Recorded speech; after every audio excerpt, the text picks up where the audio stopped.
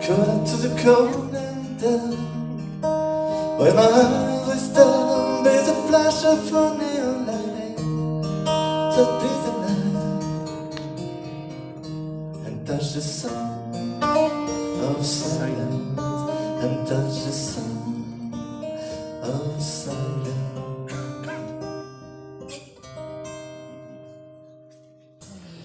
Alors, qu'on soit bien d'accord, je suis pas du tout contre le tourisme. J'en vis plus ou moins directement. Je pense qu'il y a pas mal de gens qui en vivent aussi, donc c'est pas le sujet. Par contre, il y a quelque chose qu'il faut vraiment régler, c'est, enfin, faut vraiment pouvoir encadrer ce problème des gens qui viennent faire la fête à Gérardmer tous les week-ends et qui remplissent les locations, et qui font du bruit la nuit et le jour, etc. Parce que ça devient invivable, ça devient vraiment très compliqué. Alors c'est compliqué le week-end, quand tout va bien, mais c'est parfois aussi donc en semaine, le jour, la nuit, un peu tout le temps, surtout quand en plus des locataires, ce sont parfois les propriétaires qui eux-mêmes viennent faire la fête dans leur location. Ouais. Alors c'est le cas chez moi, je dirais chez nous, parce que j'ai des voisins qui sont aussi avec moi, qui sont aussi embêtés que moi. Nous, entre guillemets, on a une location qui pose problème. Alors, je n'imagine même pas dans les endroits où il y a 5, 10, 15, 20 chalets. Il y avait une terrasse en bois. Oui, il y avait une terrasse en bois. Entre autres.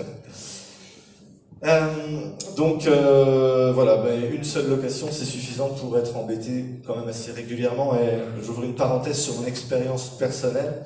Et j'espère que, je pense que pas mal de personnes vont se retrouver dans ce que je vais dire là. Allez, j'expose la chose. Nous sommes vendredi, il est 10h.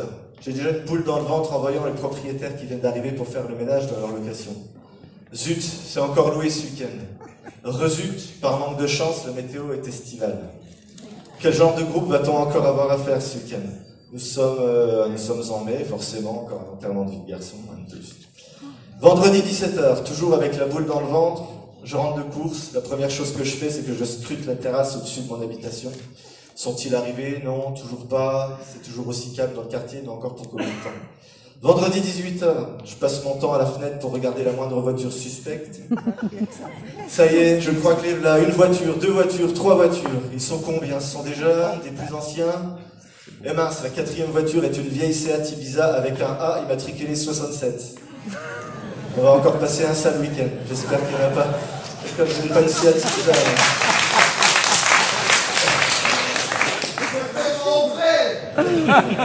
Vendredi 18h30, ça y est, ils sortent les canettes, ça braille déjà sur la terrasse et dans le spa.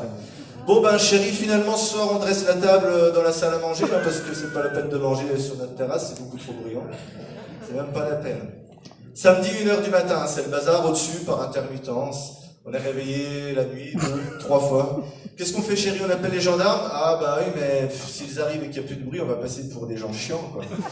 Alors finalement, on les appelle quand même. Bon, pas de chance, ce soir-là, ils n'auront pas eu le temps de passer. Entre parenthèses, ils font quand même souvent bien leur boulot quand on les appelle, ils viennent.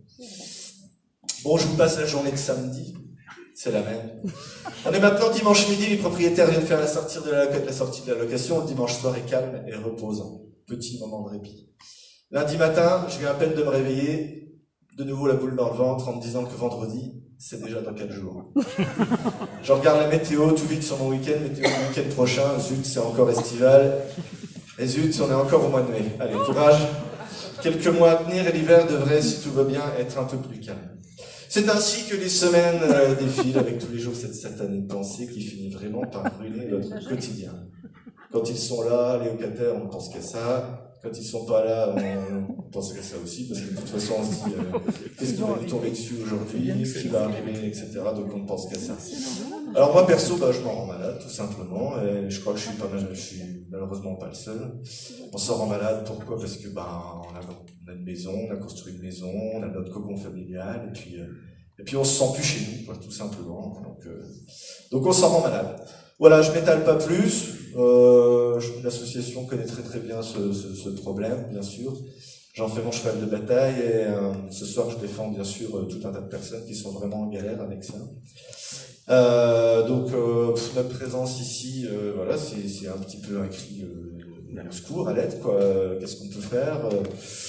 Je me suis dit qu'en me rapprochant quand on se rapprochant de votre association, on pourrait peut-être être plus fort ensemble, faire quelque chose. On fait ensemble. Voilà, j'engage voilà, la chose. Bravo. Voilà. Bravo.